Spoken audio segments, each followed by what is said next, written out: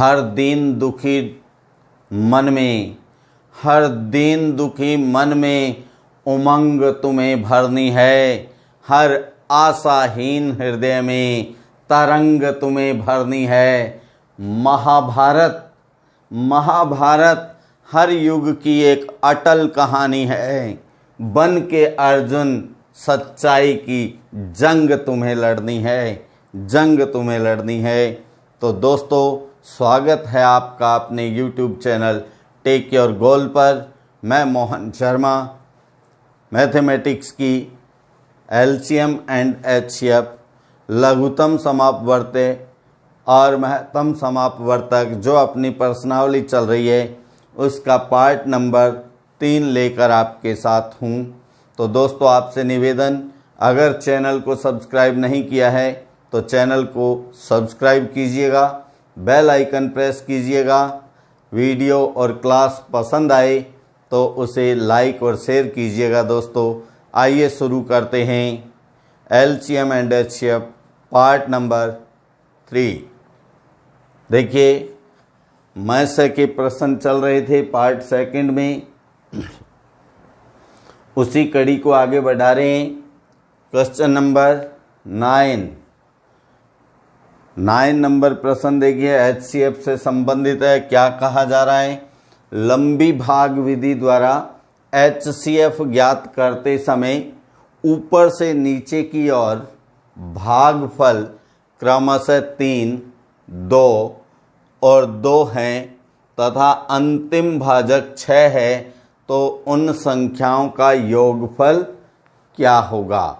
उन संख्याओं का, जिन संख्याओं के ये HCF है, उनका योग क्या होगा? तो दोस्तों, इसे कैसे करते हैं? इसके कई स्टेप होते हैं। देखिए, भागफल कितने दिए हैं? 3, तो स्टेप भी कितने होंगे? 3। और अंतिम भाजक क्या है? 6। अंतिम भाजक का गुणा किया जाता है किससे? अंतिम भागफल से। और क्योंकि अंतिम भाजक 6 है, इसका मतलब HCF भी 6 है, और HCF 6 है, इसका मतलब है अंतिम भाजक 6 से जब भाग दिया जाता है तो शेष फल 0 बचता है। दोस्तों, तो इसमें क्या किया जाता है? भाजक गुणा भागफल। अंतिम भागफल क्या है? लास्ट से शुरू कर रहे हैं इसको। 6 गुणा 2। अब क्योंकि अंतिम भाजक है 6, तो शेषफल तो कुछ ही नहीं बचा ना, 0 रहा। तो 6 दूनी 12। ये एक स्टेप है दोस्तों। ये जो आता है 12, ये सेकंड जो भागफल है इसके लिए भाजक है। तो 12 गुणा 2, 12 गुणा 2 प्लस अंतिम भाजक क्या था? 6। अब ध्यान देना, यहाँ ये भाजक है, ये भागफल है, ये शेषफल है और ये भाज्य है। जो ये भाज्य होता है उससे ऊपर ये ही 12 भाजक होता है। तो भाजक यहाँ मैं लिख देता हूँ क्रम से, भाजक गुणा भागफल प्लस शेषफल, प्लस शेषफल। ओके दोस्तों, तो पहले में तो क्या है? अंतिम भाजक दिया है, अंतिम भागफल है और शेषफल 0 होता है, उससे अपने पास आ गया 12। ये उससे ऊपर के स्टेप के लिए भाजक है। तो भाजक गुणा भागफल 2 प्लस जो ये भाजक था, ये इसमें शेषफल होता है, तो प्लस 6। तो 12 दूनी 24 और 6 कितना हो गया दोस्तों? 30। अब क्योंकि इसमें जितने भागफल होते हैं ना, उनके अंतिम को छोड़कर पहले जो 2 भागफल से परिणाम आता है, ये पहली संख्या है। ये क्या है? पहली संख्या है, फर्स्ट। ओके दोस्तों, तथा अब आप जानते हैं इससे ऊपर के स्टेप के लिए ये 30 क्या होगा? ये 30 भाजक होगा। तो 30 गुणा भागफल कितना है? 3 प्लस यहाँ शेषफल क्या होगा? ये शेषफल होगा 12। 30 या 90, 90 और 12 102। ये जो नंबर है ये सेकंड नंबर है। ठीक है। अब अपने से पूछा है उन दोनों संख्याओं का योगफल क्या होगा। तो दोनों संख्याएं जब अपने पास आ गई तो योगफल क्या हो जाएगा। योगफल पहली संख्या 30 है, दूसरी संख्या 102 है, तो योगफल इनको जोड़ देंगे तो क्या आ जाएगा 132। ये अपना आंसर है दोस्तों। ओके दोस्तों, अब ये ही चीज़ आप चेक करना चाहें, वैसे चेक करने की ज़रूरत नहीं है, फिर भी चाहें तो इस प्रकार देखिए क्या आई। पहली संख्या 30 और दूसरी 102, बड़ी संख्या में छोटी का भाग दे देते हैं तो 30 है 90, क्या बचा 2 का 2, 10 में से 9 गया 1। ठीक है दोस्तों, क्या बच गया 12। अब आप जानते हैं ये जो बचता है ये अगला भाजक होता है और इसका भाग किस पे दिया जाता है, पहले भाजक पे 30 पे। 30 पे 2 बार भाग जाएगा 12 का, 12 दूनी 24, क्या बचा 6। ठीक है, अब 6 का भाग 12 पे दिया जाएगा तो 12, 6 दूनी 12। अब बचा क्या, कुछ नहीं। लास्ट बार भाग जिसका गया वही HCF होता है, तो HCF क्या है यहाँ 6, अंतिम भाजक ही HCF होता है। अब देख लीजिए, आप भाषा के अनुसार चेक कर सकते हैं। HCF ज्ञात करते समय ऊपर से नीचे की तरफ भागफल क्या क्या है, 3, 2 और 2, 3, 2 और 2, अंतिम भाजक क्या है 6। ठीक है दोस्तों, इस प्रकार ये प्रश्न हल हो जाता है। क्वेश्चन नंबर 10, 10 नंबर प्रश्न देखिए। एक बागवान के पास आम, अमरूद तथा अनार के क्रमशः 48, 72 और 84 पौधे हैं। कितने कितने पौधे हैं देखिए, 48, 72 और 84। पहले इनका HCF यानी में से ज्ञात करना होता है दोस्तों। तो इनका अंतर क्या है 24, इनका अंतर क्या है 12। ओके, अब देखो छोटा अंतर क्या है 12। क्या 12 का भाग इन पे जाता है, 12 चौके 48, 12 छीके 72, 12 सते 84।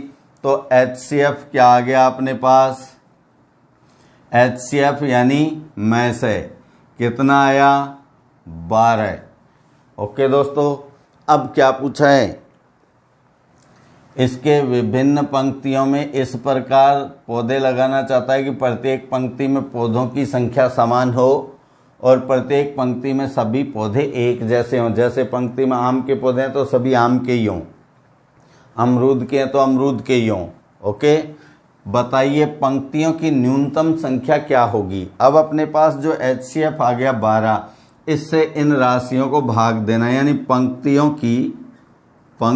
की संख्या, जो न्यूनतम संख्या है वो हम ज्ञात कर रहे हैं।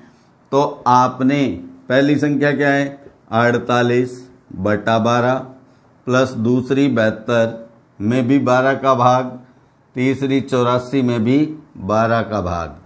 आप जानते हैं 48 पे 12 का भाग कितनी बार जाता है 4 बार, 72 पे 6 बार और 12 साते 84 7 बार। इनको जोड़ दो दोस्तों, 4, 6, 10 और 7 17, 17 क्या हैं पंक्तियां हैं, 17 क्या है पंक्तियां हैं। तो दोस्तों ये 10वां प्रश्न है, आप स्क्रीनशॉट ले लेंगे। हाँ दोस्तों, अब आता है टाइप नंबर 3। टाइप नंबर 3 में है भिन्नों का, भिन्न जो संख्याएं होती है ना, चाहे वो दशमलव भिन्न हो या अंश और हर वाली भिन्न हो, इनके लय से और मय से कैसे ज्ञात किए जाते हैं दोस्तों। भिन्नों का HCF तथा LCM ज्ञात करना। तो भिन्नों का मय से क्या होता है, यानी जो अपन ज्ञात करते हैं भिन्नों का मय से करें चाहे लय से करें, ऊपर क्या होता है भिन्न में अंश और बटा में क्या होता है हर। तो मय से ज्ञात कर रहे हैं तो अंशों का मय से बटा हरों का लय से। और हम लय से ज्ञात करते हैं तो अंशों का लय से बटा हरों का मैं से। ओके दोस्तों, अब अपने पास जो प्रश्न नंबर 1 है वो दशमलव भिन्न का है। तो इनको पहले लिखा जाता है 1.25, 1.75, 2.5। जब दशमलव भिन्न का प्रश्न आता है तो आपने एक ही बात लागू करनी है इस पे कि दशमलव के बाद अंकों की संख्या समान हो। यहाँ दशमलव के बाद 2 अंक हैं, यहाँ 2 अंक हैं, यहाँ 1 ही अंक है, तो अपन क्या लगा सकते हैं? 0। तो किसी भी दशमलव संख्या के लास्ट में 0 लगाने पे कोई प्रभाव नहीं पड़ता है। अब इनके पॉइंट हटा दिए जाएं, बटा 100 बटा 100 बटा 100। ठीक है दोस्तों, ये भिन्न संख्याएं हो गई हैं। दशमलव भिन्न किस में बदल गया? भिन्न संख्याओं में। अब आप चाहें इनके अंश और हर के मैसा और लैसा करने हैं तो पहले 125, देखिए बटा में 100 है तो 100 का मैसा भी 100 होता है और लैसा भी 100 होता है। अब मामला केवल अंशों का है। अंश है 125, 175, 250। अब इनका पहले मैं से ज्ञात करें तो अंतर कितना है? 50 का। अंतर कितना है? 75 का। छोटा अंतर 50, 50 से सब में भाग नहीं जाता। फिर अंतर कितना है? 25। अब आप देखें 25 का भाग सब पे जाता है तो मैं से क्या आ गया? मैं से बराबर 25। अब मैं से जब 25 है तो लय से ज्ञात करना आसान हो जाता है दोस्तों। अब 25 से तो ये सभी संख्याएं डिवाइड होंगी ही। ठीक है, तो लय से क्या हो गया? लय से बराबर मैं से जो है 25। अब देखो 25 का 125 पे भाग कितनी बार जाता है? 5 बार, वो यहाँ लिख दो। और इस पे कितनी बार जाता है? 7 बार, वो यहाँ लिख दो। और 250 पे कितनी बार जाता है? 10 बार। अब 10 में से 5 तो यहाँ आ गया है तो क्या रहा? 2। तो क्या आ गया? 2। अब आप देखें ये 25, 125 और 250, 1750 हो जाता है दोस्तों।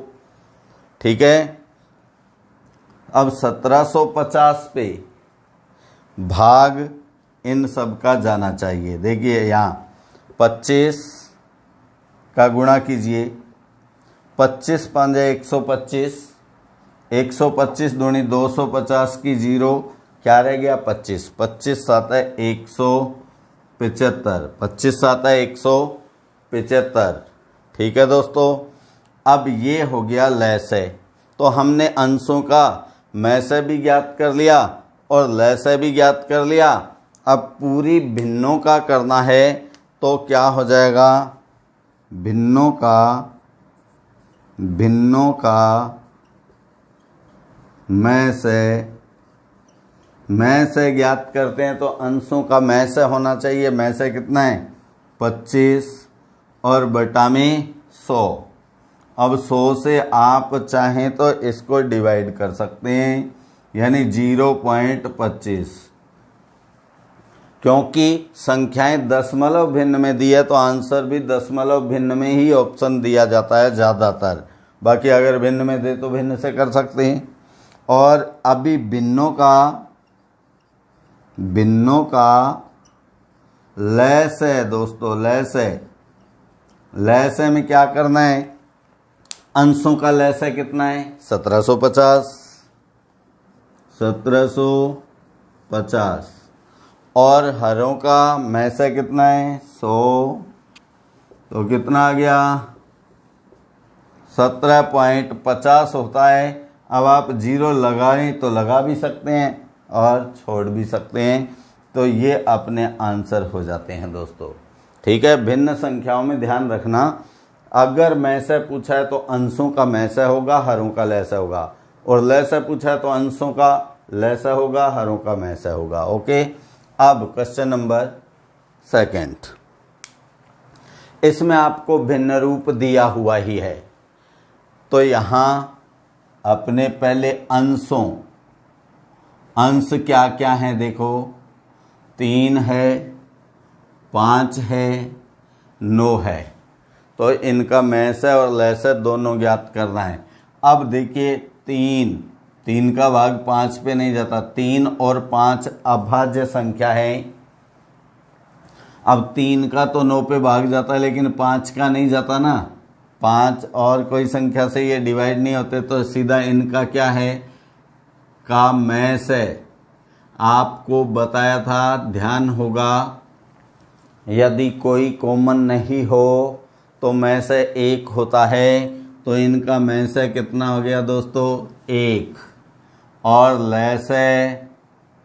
लैसे के लिए क्या बताया हुआ आपको, एलसीएम के लिए बड़ी पावर देखी जाती है। 3 इसमें भी है, इसमें भी आता है। इसमें 3 की पावर 2 है और यहाँ 5 है। 3 ये नहीं लिखेंगे क्योंकि 3 आ चुका है। 3 का स्क्वायर 9, 9 5 45। ये तो हो गए अंशों के मैसे और लैसे। अब हम ज्ञात करते हैं हरों के मैसे और लैसे। यहाँ लिखते हैं हर। देखिए हर क्या क्या हैं, 8 है, 12 है, 16 है। तो इनका अंतर क्या है, 4। इनका अंतर भी 4। तो अंतर 4 से ये डिवाइड होती है ना तीनों संख्याएं। तो इनका मैसे तो क्या हो गया, मैसे 4, मैसे 4। अब क्या ज्ञात करना है, लैसे के लिए क्या किया जाता है, 8, 12, 16। अब इनका हम लैसे ज्ञात करें तो क्या किया जाए, बड़ी पावर ली जाती है। 8 यानी 2 की पावर 3 होता है, 16 यानी 2 की पावर 4 होता है। तो इससे 2 की पावर 4 लिया जाता है, 2 की पावर 3 नहीं। 8 आ गया उसमें। अब इसमें गुणनखंड होते हैं 4 गुणा 3। तो 4 तो यहाँ आ गया, 2 की पावर बड़ी आ गई है, 4 भी 2 की पावर 2 होती है। तो क्या रह गया, 3। तो 3 गुणा 2 की पावर 4 यानी 3 गुणा 2 की पावर 4 क्या है, 16, 48। ये हो गया लैसे। अब आप देखें अंशों का भी मैसे और लैसे आ गया, हरों का भी मैसे और लैसे आ गया। तो अब पूरी भिन्न का लिखना होता है दोस्तों। भिन्नों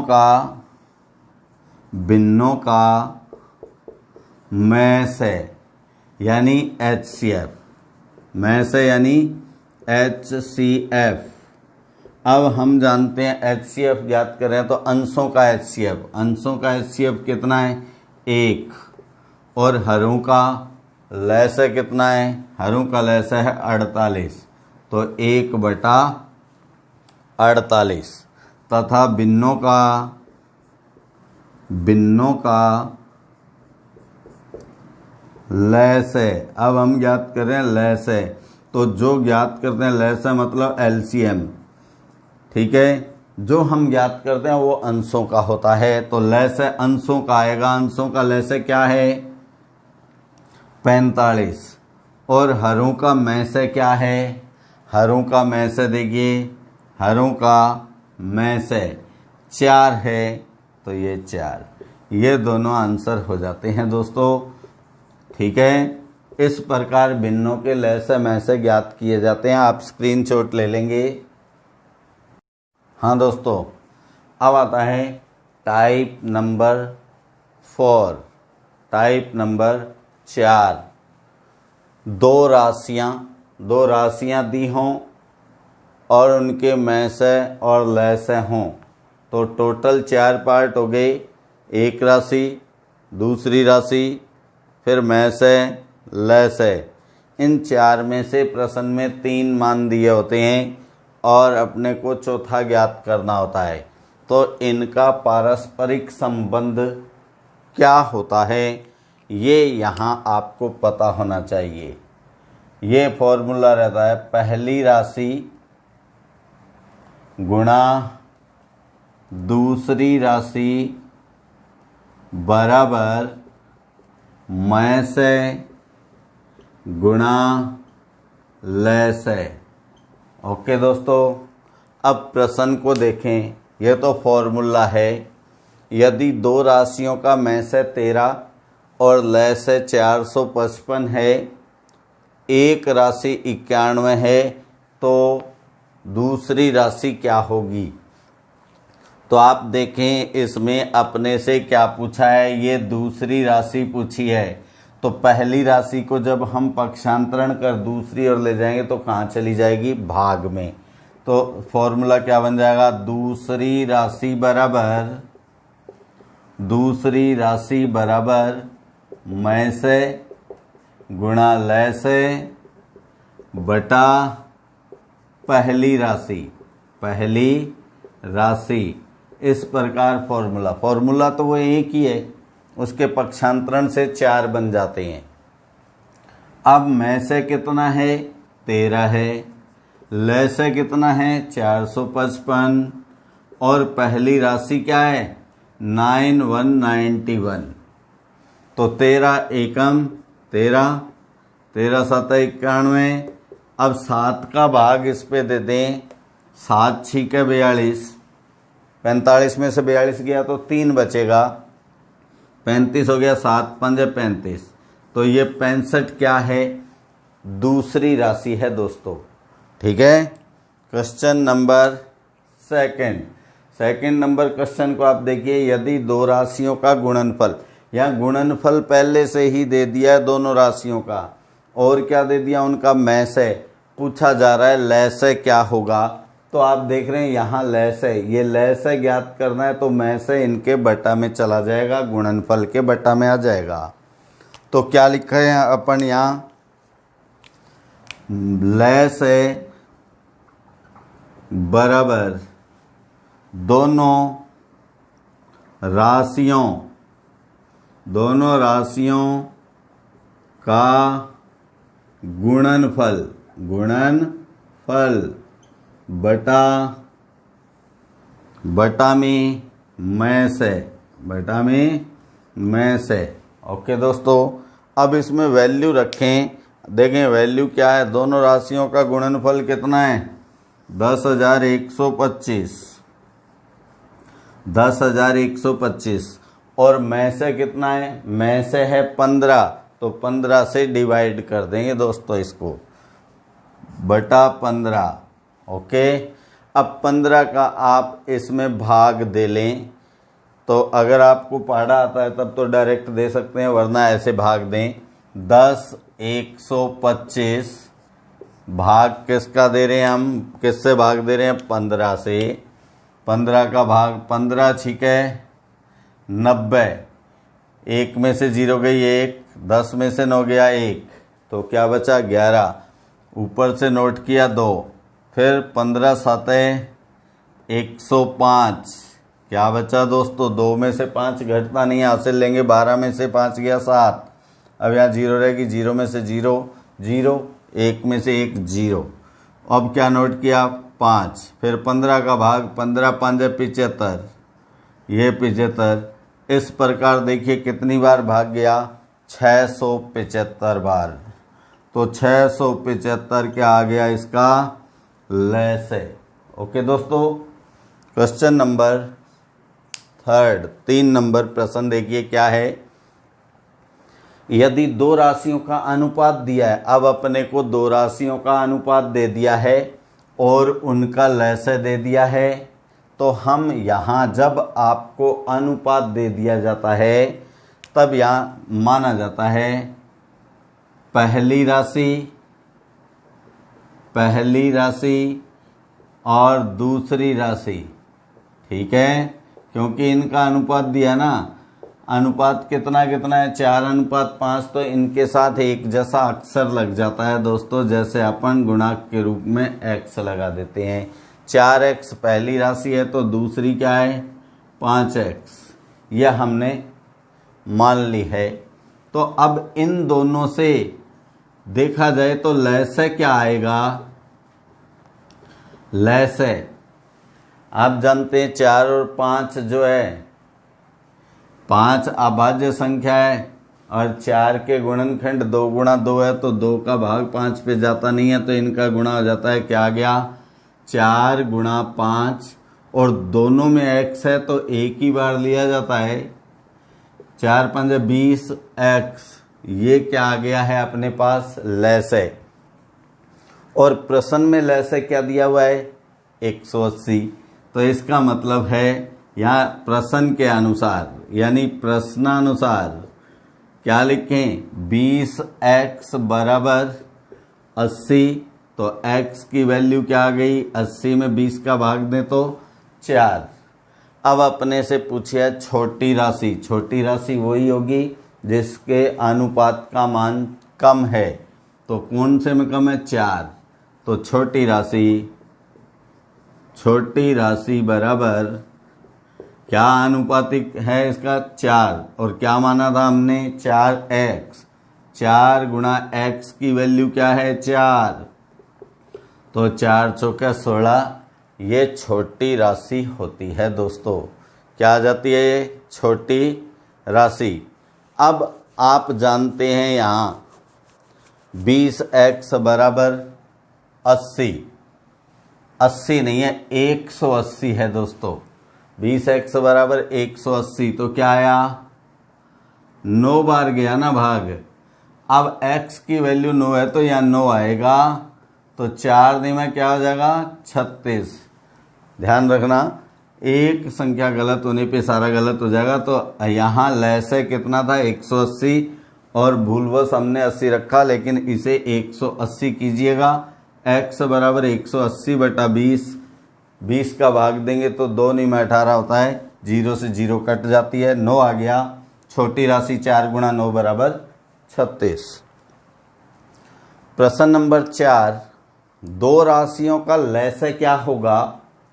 हम क्या जानते हैं? लैसे बराबर, क्योंकि इसने लैसे पूछा है, लैसे बराबर राशियों का, क्योंकि राशियां 2 हैं, राशियों का गुणनफल, राशियों का गुणनफल बटा में से, बटा में से। अब आप देखें गुणनफल कितना दिया हुआ है अपने को? 5400। तो 5400 हम लिख देते हैं, ये राशियों का गुणनफल है। में से कितना है? 15। तो 15 से डिवाइड कर दें, 15 का भाग देंगे तो यहाँ भाग दे के देख सकते हैं आप। 5400 भाग कितने से? 15 से।